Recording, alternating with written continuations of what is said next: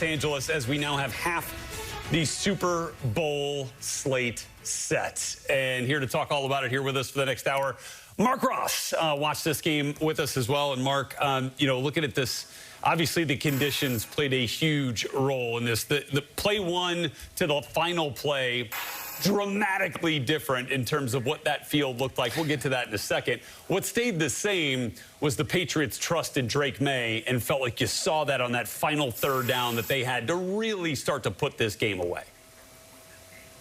Trust in him, Rhett, with the... Traditionally in the run game in the final couple of drives, Denver had done a nice job really stopping that. But to have that confidence in May, to get that boot, and to have him hit the edge and get that first down was incredible. But that's what they had to do, though, right? Mark was put the ball in his hands, in his hands, but let him do it with his legs, because they didn't have much going in the throw game today. Yeah, I mean, the pass rush was getting there. They got 5 sacks, many more pressures there. The coverage was outstanding, as we saw early in the game. Surtain making a play there downfield. So, okay, we can't really run it. We're getting pressure, and then we can't get open. All right, Drake, these are the games you have to win. These are what you have to do as a quarterback, and this is why being a versatile guy, not just a pocket guy, is so valuable, because when all else fails and the play call's not there and the defense is really getting after you, okay, now what? Oh, I can take my game to another level, and here it is. I can use my legs to go get first downs, and that's what really separated the game tonight there, Rhett. 65 yards on 10 carries for Drake May, and it felt like every one of those attempts on the ground from Drake had something riding on it, whether it was extending for a first down or with the game on the line. And now Drake May will get to play for a Super Bowl and will be the second youngest quarterback to do it.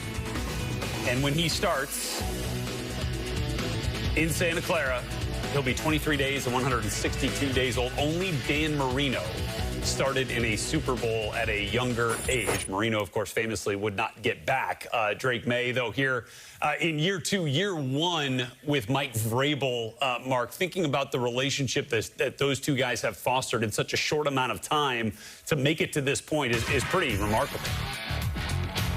Oh, it's incredible, really, the whole turnaround with the Patriots and what they've done from a year ago. And, throughout the whole offseason, Red, I thought, you know what, this could be an amazing turnaround. Didn't think they'd get to the Super Bowl, but thought they could win the division, make the playoffs. But really, everything they did in the offseason was perfect. That was hiring Mike Vrabel. That was in free agency, spending a ton of money that they had and crushing it with Milton Williams and Stephon Diggs, etc. And then in the draft, crushing that there in the draft as well. So all of that came together where they put all the right pieces and just hit home runs with everything they did. And then this guy took his game to another level. Last year really was a one-man show, but you saw the talent, you saw the competitiveness, and then it all came together with the nice infrastructure and foundation that he had. And now they're going to the Super Bowl, and it might be the first of many. Just to start this game, they had 4 straight punts, right? They had just 4 first downs and 72 total yards in the entire first half. They nearly equaled that on their first drive of the second half, which went down and got some points on the board there. So the Patriots found a way. Stephon Diggs, look, again, it wasn't a huge day through the air. He ended up with 5 catches and 17 yards, so not a typical Stephon Diggs-like day. But, again, they made the plays when they needed to, and our Cameron Wolf was able to catch up with a very emotional Stephon Diggs, who's now headed to the Super Bowl. And that is the emotion of 11 seasons in the NFL and punching your ticket to the Super Bowl for the first time, right? And having some adversity, through a couple of different teams, especially as of late here for Stephon Diggs. But as he mentioned, Elliott Wolf, I presume, that took a chance on him, brought him in there to New England, and found a way to get it done here today. Despite the elements and all that was stacked against them, they are now headed to Super Bowl 60. When you think about the emotion of that moment, Mark, how does that strike you, seeing that from Stephon Diggs? Well, it's unbelievable, as he said, what he's been through and being doubted and kind of discarded by a few teams. And And look, Red, I've been to 2 Super Bowls, lost 3 other NFC Championship games, so I completely understand those emotions and how that feels right there for him, particularly when you feel as if people gave up on you and feel you're a malcontent and things like that. But Stefon Diggs, just another in a long line, as I talked about, of brilliant offseason moves by Elliott Wolf to say, okay, you know what, this guy still has something left. He can still play, and he showed that this year. 5 catches a day, 17 yards, but that doesn't show the true effect that Stefon Diggs had this year, because he single-handedly won some games for the go-to guy for Drake May. So happy for him and his journey. Drake May with nearly as many rushing yards as passing yards on this day. That's the type of game this was. Gritty. Took some toughness, obviously, to close it out in the end. And the good fortune of some turnovers by their defense that led to some scores there and then closed the game out at the end with the Christian Gonzalez interception. So all that means the Denver Broncos are just the second #1 overall seed in the AFC in the last 9 years to not make it to the Super Bowl. Sean Payton, head coach of the Denver Broncos, now at the mic. Back in Mile High.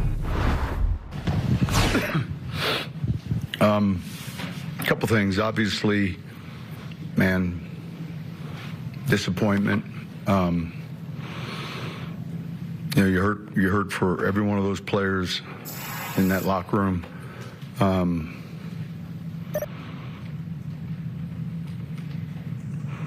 You don't know how a game's going to unfold and then how it began to unfold. I liked early on the way I felt like most of the first half we played on their side of the field. We didn't score enough points offensively or capitalize on that field position. The turnovers hurt us, and you know, we had our opportunities, but starts with the head coach, rest of our staff. Tip our hats to New England. It was a hard-fought game. I thought defensively, like you don't know that it's going to be like this 3-point game, but it became apparent that with each possession, a field goal, that type of thing was going to be real important. We weren't able to get it done, and it's tough, especially in this game. Any questions? Sean, you mentioned the field goal. What was the decision making on the 4th and 1 early in the second quarter to go for it? Yeah, I just felt like, man, we had momentum.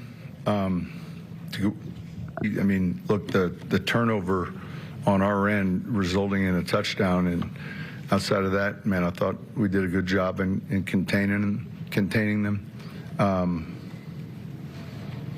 There'll be a number of things when we watch the tape I'll look at and you know, critique and pay close attention to, but it was a hard-fought game, and we didn't do enough to win it.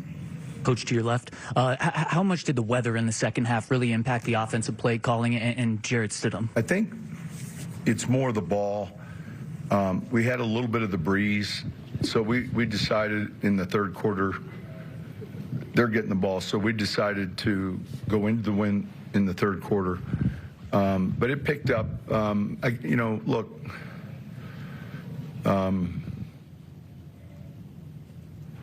I know we talked a lot about footing, ball security, like, you know, as the conditions changed, that became something that our players had to be, you know, real mindful of. There were certain throws, though, that we weren't going to call.